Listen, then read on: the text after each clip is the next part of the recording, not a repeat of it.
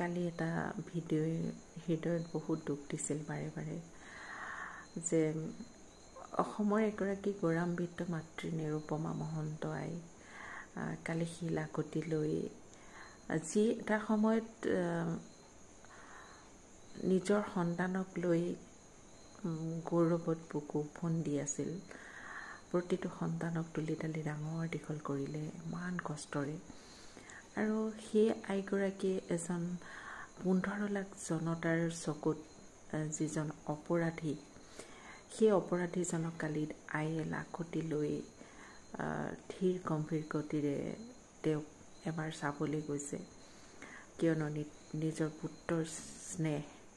আৰু যেতিয়া সেই আইগৰাকীয়ে একো কথা নকৈ মনে মনে তেওঁ আগবাঢ়ি গৈ আছিল, মোৰ কিয় জানো এনেকুৱা লাগিছিল যে আই যেন ক'ব, মই তোক সংস্কাৰ দিয়া সেই পুত্ৰ তই মোৰ নহয়, তোক মই আজিৰ পৰা তেজপুত্ৰ কৰিছোঁ, শ্যামকানু। এই কথাষাৰ যেন আয়ে ক'ব, কিয় মোৰ এনেকুৱা লাগি আছিল।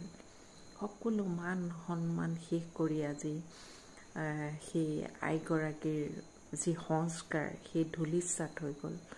গতিকে আয়ে যেন এবাৰ সেই কথাষাৰ ক'ব, মোৰ মনলৈ বাৰে বাৰে সেইটো আহি আছিল। গতিকে সেয়া, যদি সন্তানে কিবা ভুল কৰে, আচলতে আমি মাতৃসকল এতিয়া বহুত